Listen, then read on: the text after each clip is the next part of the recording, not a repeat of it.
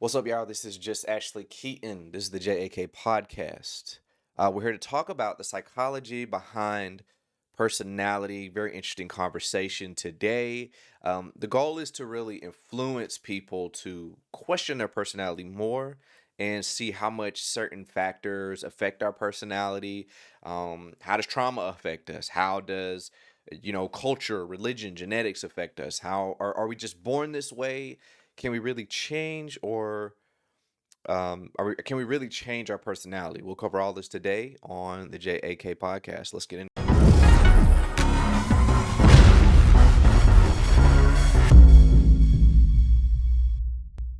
All right, so I'm just Ashley Keaton. We got brother Ashley in the building. He always praying for us, so keeping us saturated. Amen.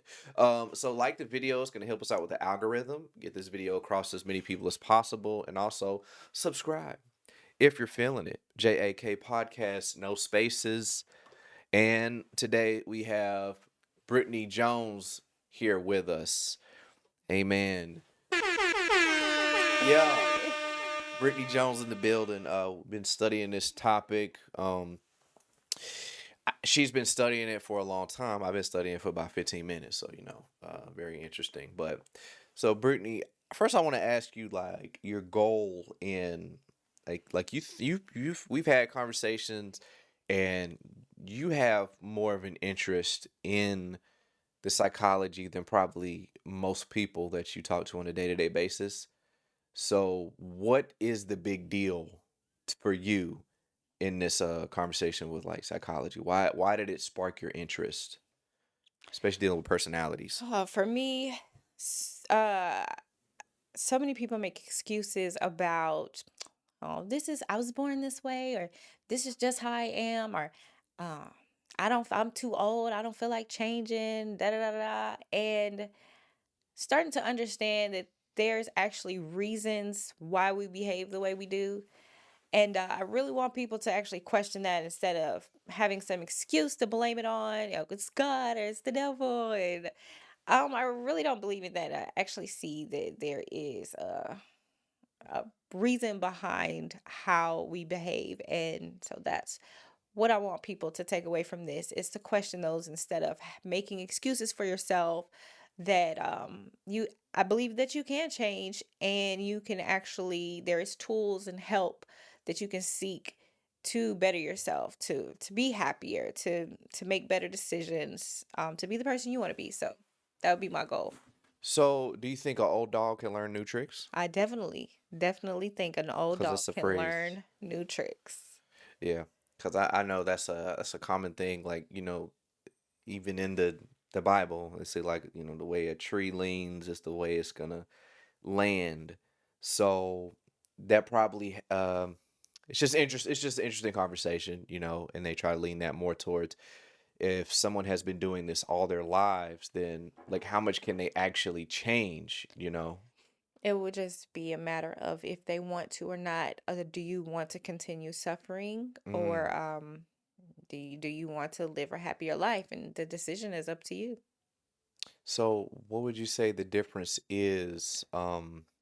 Because it's very weird to think about when you have people that are willing to like consider other things and consider different lifestyles that they may have not been taught when they were growing up, but then somebody who sticks with those, and you think, well, I really don't understand how you can have two people the same age, and some people say, well, this person's older, so that's why they can't make the changes. But then you'll see another person just as old, and they're up to like, these new terms. They're able to still communicate with younger generations. There's no generational gap in the way they speak. So, what do you think about that? Because it's very interesting the way that basically you have two different people of the same age, and one can reach younger generations and one can't. I think it would just come down to like their personality, their how they've been influenced, how they've been taught, just the way that they think. One person could be stuck in, this simple mindset. Well, this is just how it is for me, and then another one can say, they have goals, like I want to reach these people, I want to talk, so they actually put in the work behind it and study, and which show they self-approved Mm, in a sense. And yeah. so it's either, I think it comes down to either you want it, or you don't. you you want to reach these people, you want to change. I don't believe that anything is just natural. Yeah. So when someone says, I have just always been this way, this is who I am, is this a psychological thing possibly? Like what are your thoughts? I believe it's just lack of understanding each person, because what we're talking about, personality, Mm, everyone has a personality, and personality consists of unique traits that influences our behavior. So, you know, just because, well, I've always done this or I always act this way doesn't necessarily mean like that these traits were just put into my DNA. You know, mm, you may act a certain way, but something along the way, I believe, influenced you. And just because you don't know or remember what influenced you, doesn't necessarily, give you the right to have an excuse to say, oh, well, this is just who I am. mm, It's you don't want to put the work in to actually figure out what caused me to be this way. And then maybe you've tried and maybe you didn't get an answer, so it's just I've given up. I was just born this way. This is who I am. This God made me this way. This is God's fault. This is the devil's fault, mm, and so I think it just comes down to traits and understanding, lack of knowledge. mm. So there are a few things that come to mind when I think about what could cause a certain person to be a certain way, to grow up a certain way. I mean, I guess we could start with, trauma, because some people have experienced trauma in their lives, and it's some of that stuff. It seems from their experience that it's very hard or maybe impossible for them to break. So, how do you bring about the understanding for people in trauma and how that affects their personality? There's actually a study, it's Freud's study on the five psychosexual behaviors, and he has um one is oral, and these are like our sex drive that drives us. And it's weird. It's a weird concept, but just follow me. Dang. Uh, our sex drive, we're controlled by this. So you have one that's oral, you have two anal, three phallic, four lacency, and five genital. So through the course of your life, you move through each stage. So from the ages of 0 to 1, you have this oral fixation, like your gum, or like so. Basically, when a child is born, from the age of 0 to 1, that's they nurse. You know, they want to suck on everything. So their sexual desire, I would say, is stimulated through their mouth. Um, you could give them a bottle, a pacifier. The baby wants to continuously suck. This is what calms the baby. This is what satisfies the child. If you break that cycle, like introducing food too early, you could cause trauma to a child. Back then we were told, 4 months, start introducing food to your child. Now, we could be angry at the child because you want to have a pacifier. You can ignore the child. You ignore the child's needs, and then that can grow into a manipulative person. It could cause into anger issues. So you don't remember. Um, I know someone who introduced food too early to their baby because the doctor told them that this child has is too skinny. So you need to start doing food. So she removed the pacifier in the bottle, and now the child had this oral sensation of, I want to suck on my thumb, to the point where his thumb fell off. Like, So it was not like The thumb? Or you mean like the thumbnail? the thumbnail, but could have lost his thumb, if it would have Yeah. taped it up. I was like, Not dog, gonna get into that, this but man, come on now. and it's not something Give intentional. this man a bottle. It's yeah, it's not that something she knew, she was aware of. We can cause trauma in our children and still love them. We're not doing Mm, this intentionally, yeah. but we don't realize that some of these things cause long-term problems, and then they end up a certain way, and they don't realize, like, oh, what caused me to be this way. You have, Yeah. from the ages of 1 to 3, you have the anal stage, um which is a weird thing to say, but the pleasure goes is in their physical anal. Hmm. And this is the potty training stage. So I Yeah. believe that's why the sensation is there, because they're aware of, instead of just using the restroom in their diaper, they're like, oh, I feel, something coming out of me and I don't like it. So this is like, the potty training stage. Well, if you Mm, cause trauma, like spanking your child because they don't use the restroom, if you ignore the child because and then just allow them to go use the restroom on themselves, causes trauma. We don't remember how we were potty trained, but we have these problems in our brain, and now we are a messy, disorganized person. They cause fixations that we don't recognize. You have phallic from the ages of 3 to 6. This is when a child is, we may see a child playing with themselves, and oh no, that's bad, don't do that. mm, We're causing trauma because they are understanding their identity.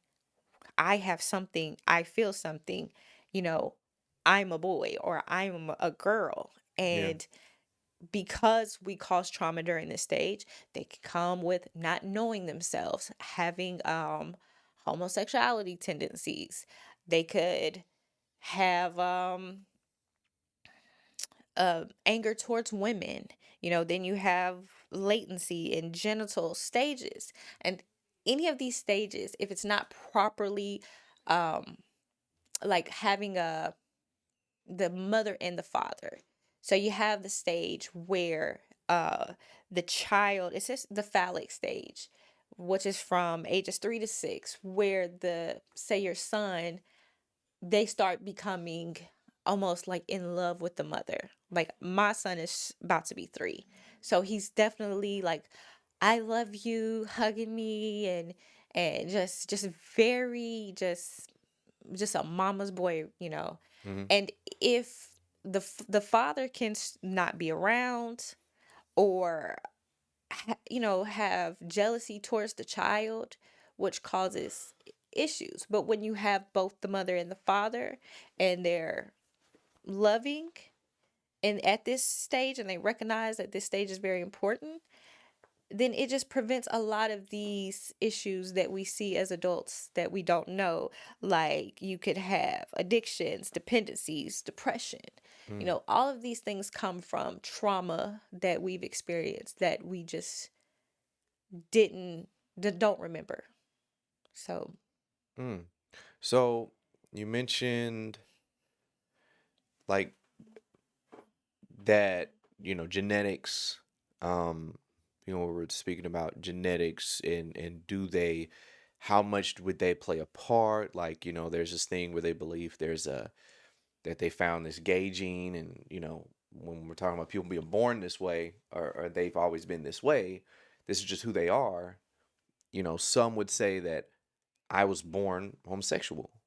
So I was born with these tendencies. This is genetic, so they probably would disagree and say that no, the how I grew up had nothing to do with it, and they probably wouldn't see those things. So what would you say to that? I don't see enough studies to prove um, that anything would be genetic. Um, I think it comes down to personality, culture influences, which religion, Mm, um, and especially, like, that's kind of why agree with a lot of Freud's theories because you have things that happen to you that you don't remember that influences your behavior later in life. And so that would discredit, you know, a gene. I think everyone is born almost in a blank state of mind, like a blank piece of paper.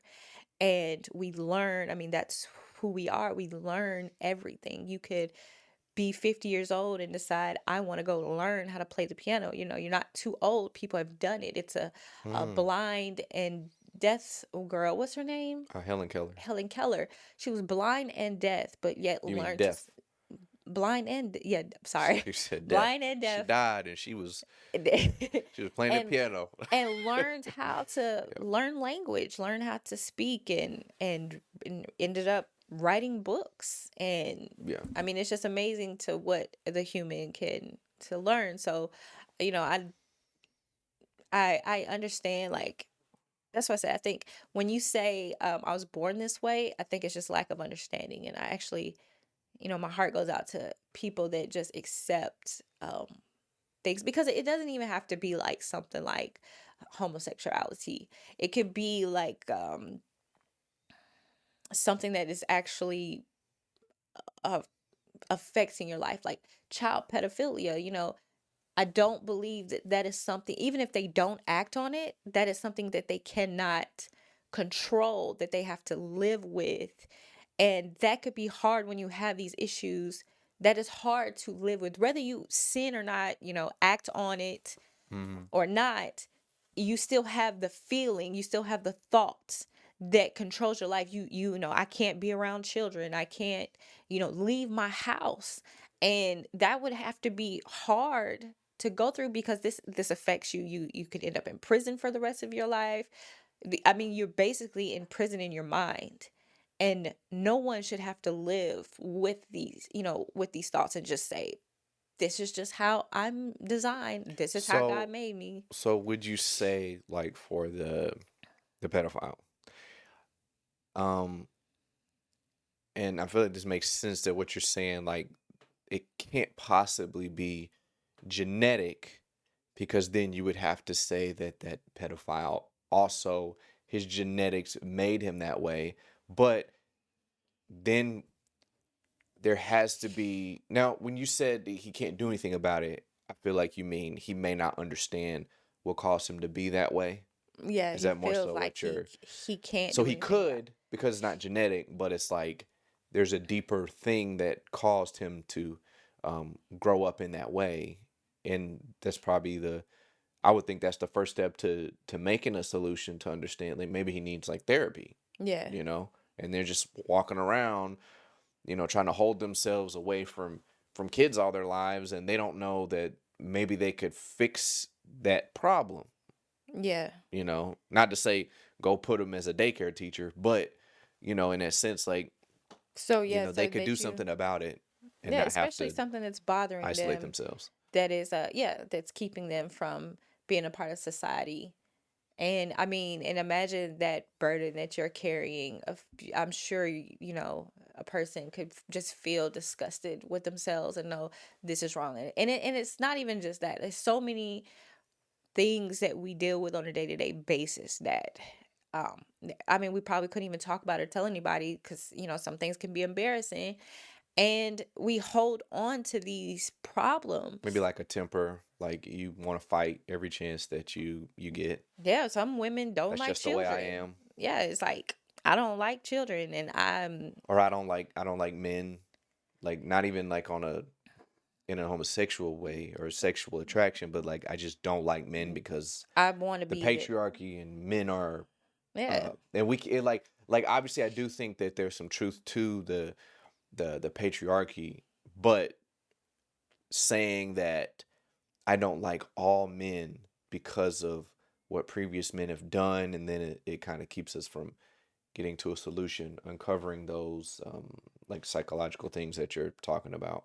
Exactly. Like, I mean, it's so many things, like women have been through molestation, rape, and it just causes it influences our behavior, it influences our personality. I Mm, mean, yeah. throughout your life, your personality, I believe, is constantly evolving because of experiences and things that we go through. And when you understand the psychology behind personality, I believe understanding is the key. When you have understanding, then you can make a choice.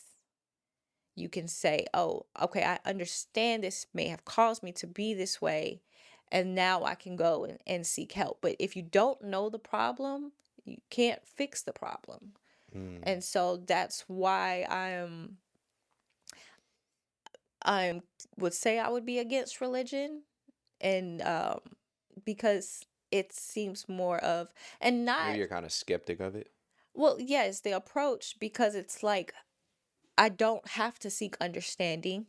I can just use these terms to blame it on. I can say, God made me this way, or God created it to be this way, or Mm, the devil did yeah. this to me. And that means I don't have to put the work in to understand these things. And if they go by their own Bible, it was lack of knowledge is what does it say? What? Perishing for the lack of Yeah, knowledge, you will or perish for the lack of knowledge, but yeah. and I think that could be excuse, like, I don't want to even learn these things. Well, that's, you can't do that. You have to learn. You have to seek knowledge, because you will perish for lack of knowledge. That don't mean if I don't know, nothing will happen to me. It means if I don't go to get the knowledge, I'm going to perish. Yeah, so in the grand scheme of it, you saying that I have to say I know this thing so I don't perish is actually you limiting your ability to get knowledge. Yeah, because you know it's available to you. You Mm, just choose to, because I don't feel like it, that I'm just gonna say this is how it is, or this is how it's always been, or this is God, and that's it, or God, God knows what I need, and mm. it's this, that's not true. And then we live these lives in torment and suffering, all because we don't want to actually put the work in. The work is hard. It was not hard, it's just uncomfortable. So there's an underlying fear that they're probably not paying attention to because it's uncomfortable. So then people will run from those uncomfortable feelings, and then they're in, learning. They're not able to learn because of that fear. They probably don't even know that they have a level of fear. But that's why they won't go seek out that they could be wrong, and then maybe they're using these verses so religiously because there's a fear if they don't use them, what will happen? There's probably so many variables to keep them from actually learning. Yes, so another one of Freud's theories would have been the ego, where it talked about the id and the superego. And my way of understanding his theory was basically good versus evil. Like, I Mm, believe your evil was the id, the I need to pacify this right now. I need it now. I'm giving into temptation. And then you have the super ego that can be good or bad, but it reasons with what you're feeling. It asks the questions. It stops you. It basically communicates with the id. And Freud believed that this is how, we were, I believe, designed. I'm not really sure the terminology that he used behind this, but just from what I got from it is that as people, like we have like people have like pornography addictions, and people have glutton, where I that's the one I have. we all do. Chick-fil-A gluttony. I'm telling you, It's my genetic design. it was like Uh, we want to we want to feel pleasure, instant gratification. mhm. They had, which I don't have any information on, I don't know if you heard of the marshmallow. um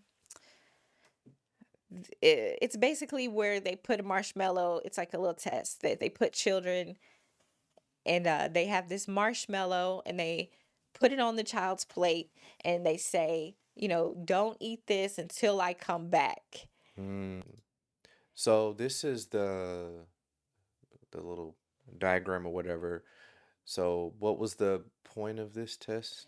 So you have a child and you put a marshmallow in front of them and you tell them they can have the marshmallow, but they have to wait until you come back and then they can eat it. And then you don't tell them when you're coming back. So you leave the room and you leave them alone in front of this marshmallow and you're gone for like 5 minutes. So they don't even know, like, okay, she's only going to be gone 5 minutes. So if I could just wait, like they have no idea when you're coming back. And so they have to delay pleasure for a moment of time and not knowing when I will be able to have this.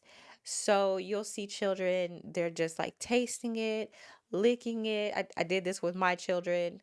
My son waited till I came back. He was sitting next to his sister. She licked it, she picked it up, smelled it, she ended up eating it. And watching her eat it and enjoying her marshmallow, knew like Mm. he did not break. He So what does this show, I would say this this test? would prove, like, show how your super ego and id, which would be good versus evil, communicate with each other. Mm-hmm. Just how we mentally process um situations. Should I do this? If I do this, what will happen? And some people don't. I want to feel pleasure and I want to feel it now. And I'm not even going to think about the consequence. I'm just going to give into this. And so I think this would be a perfect example of how Freud's theory um, would be easily understood. Mm. Yeah, so now what is the process of like therapy and how this plays into those things? Because the psychiatrists, I guess you know they I would guess they would try to uncover certain things that maybe their job is to uncover certain traumas.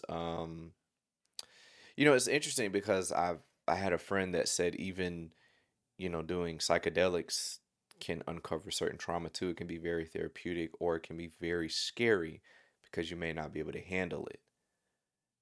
So it can be a very extreme process of similar things that therapists do more in a slow process way.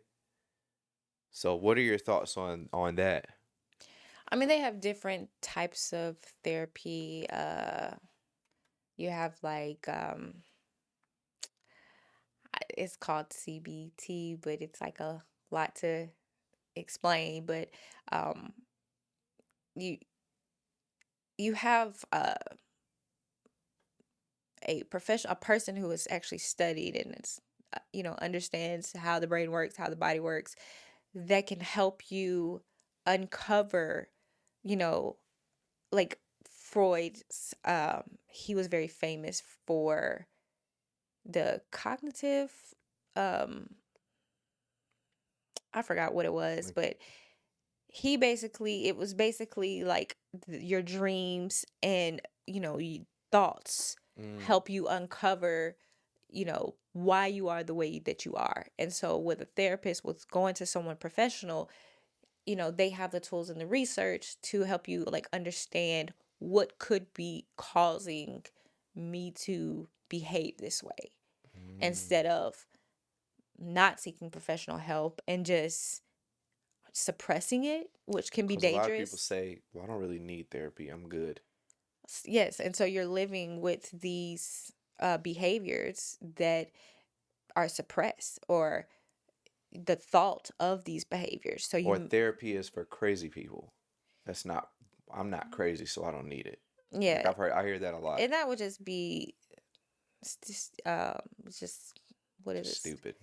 Yeah, I mean, people, when you don't Maybe understand, uninformed. yeah, like when you don't understand anything, then you feel, that that's not for me. I hear so many people say like I wouldn't go to therapy, or even, marriage counseling, well, they've never been married, but you have to understand, like, people, they spend their lives studying, you know, if you went to the barber shop to get your hair cut, are Now you that's a gonna therapy do session. you want to go to somebody who's been cutting hair for 10 years or somebody that's been cutting hair for 10 days?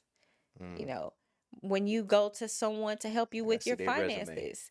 Yeah, are you going Oh to yeah. go to somebody who has educated on finances, been to school for this, or are you going to go to someone who has a gambling problem, you know? Mm, So you want to go to someone who studies what you're seeking. They've done the work, they've put the time in to understand these things. And so that's what a psychologist is someone who has educated themselves to just understanding the human brain and why we behave certain ways. So I want to go talk to a professional. I don't want to talk to someone who doesn't understand themselves, because what, the blind lead the blind, we both gonna fall into the ditch.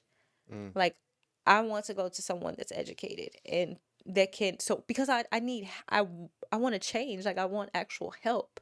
You know, I don't want to go to somebody who's going to tell me to come to the altar and just pray and then it's going to magically go away, because I've seen the results of that. I've seen two married people having fornication issues, adultery issues. And then instead of seeking a professional, they went to the church, they prayed it away, and what they did was suppress the behavior, because now, because of fear, God has delivered me. I'm afraid to even bring it up again, but I'm still feeling this way. But now I'm not even allowed to talk about it anymore, mm, because God delivered me. So it would almost be blasphemy if I brought it up again. So now I have to live with this.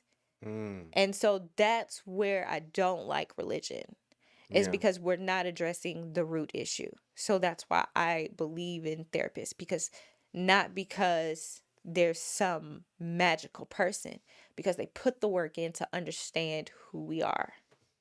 Yeah. So I've seen these in movies they have these ink blot tests. Is that something that like therapists do? Mm, that test is actually very controversial, and people believe it's to be disproven, but it actually was designed to bring out the working person's mind. Mm, Um, Basically, you're shown these different ink block pictures, and you're told to describe what you see. And mm, the therapist kind of like mix it up. They could kind of do well, they could be uh happy about it, or then they could kind of seem, are you sure do you see this, like kind of recommending, or just be like, tell me what you see, or three things. oh, So so it to bring out more, um, like those stories that they say, like you're walking to the house, are you taking to your friend's house? Are you taking the long path or the short path? And then you can bring out who they are based on which path they choose. It's like there's two roses, there's a white one, there's 10 red ones, there's 10 roses. How many are you picking up? And it's like, oh, well, that means that you're probably you're more adventurous because you took the long path. And I don't know if you've heard of things like that, but they have Yeah. stories that kind of, it seems like the same concept. Yeah, I think to see it, like, is this like, does this person have like psychological issues? Like, are they more angry? Maybe, you see more, like, if you do you have an example of Yeah, I one? was gonna say, let's see if what maybe they would say something about these, like, because when I look at this, that's just, there's a few. I would say this is like, I don't know. I see some wings or something. I don't know. I see like a little puppy dog. What in the world? I can see like the middle dot. I see like the This nose. is like is the dress blue Yeah, but and I see like the yellow little or eyes. You don't see that? Like the middle dot is like the little nose, and then right on the outside of that would be like his little eyes. well, that basically means that you're in full comfort with your I'm surroundings. telling Honestly, you. I don't know. And so I think that, so people may see more evil, creatures. Some people might see more fluffy and cheerful, you know, I could definitely see like things. some. I don't know. It's a Rorschach test. All those things look evil. I don't know. Well, yeah, so that's what this is. Let's Um, see another one. This one. It looks like I see the devil. yeah. I mean, you put red into it. It looked like he just, It looks like a uh, demonic worship or something. yeah. So like, I I guess don't know like how you could see this in a good way. This look one. a snake. But maybe that means we have trauma. That's what I'm No. saying. We So see it's the like, devil every time we see red and black. yeah, just how they perceive. So I don't know how they like use these to discover Maybe the it brings up the unconscious. conversation or something. But then this Uh, one looks like, to me, I'm thinking two people about to Fighting. walk towards the Ark of the Covenant or something. I would say like About to pick up something. Two s- people come in someone. to pick up something. This makes me think of the poem of the cast of Montiago or something, where she was, I forgot what it's called, but she was on her way to death, and like the death was on a carriage taking her, well, to death, and she's going and seeing like her life. Like that's what that would make Do me you see see. the two? Do you see two people on the left and the right though? I see a person. Yeah, I see people on the left, people on the right, and then I see like it looks like a little carriage Look like two with the monkeys grim. on their back. Looks like the Grim Reaper in the front. Taking this carriage somewhere. Hmm. So yeah, so that is And actually. that's the last one. Oh, that looks like a bat I was gonna or say the a same thing. mask. It's a, yeah. It looks like a bat. Just kind of like, I don't know. That's what makes me think of. But Yeah, but yeah, this yeah, would be, it's I interesting. guess, considered a myth buster. So Mm. you know, So they have some myths and some I guess like controversial myths in psychology. I guess something like that. definitely So did you have any final thoughts on this subject? What you want people to take away from this? I guess. that you may not have been born this way. you know, those issues that you are struggling with, um, understand that, you know, this is our personality, that it's been influenced by culture,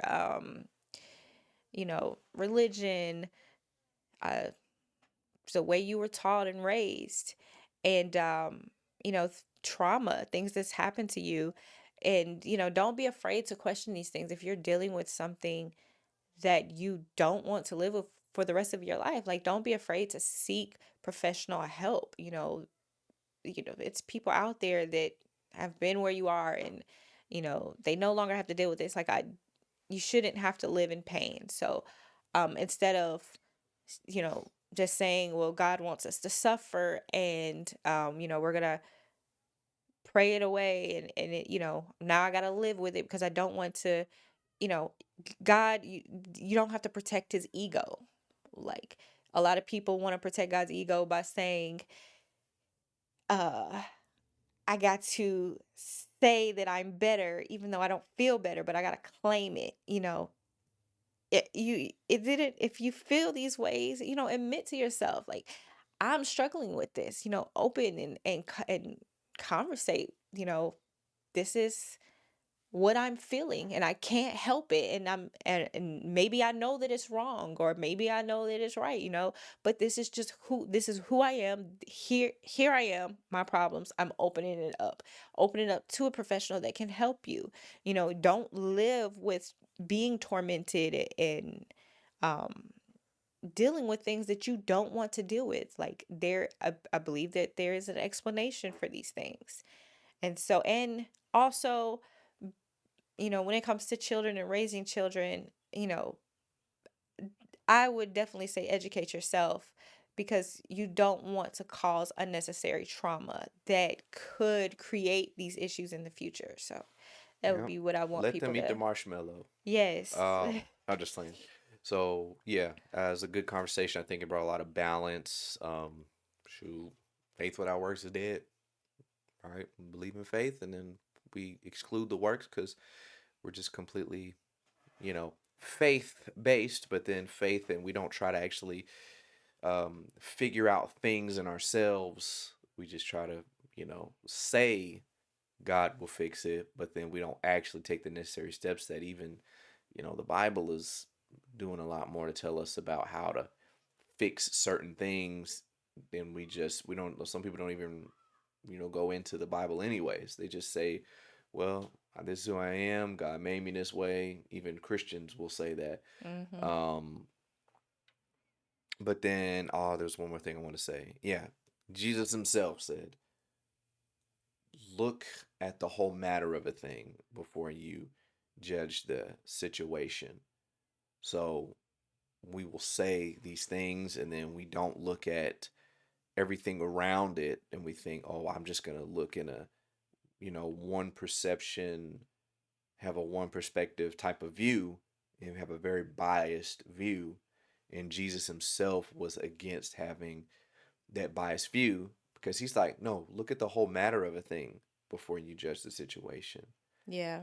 So these conversations are necessary. I mean, God, Jesus was talking to Pharisees and he was talking about, different things and, he asked questions. He gave parables. So he wasn't just, this is it He and made this you is, think, he made you yeah, question your conscience, yeah, your thoughts, um, and not only your actions, but people miss that part.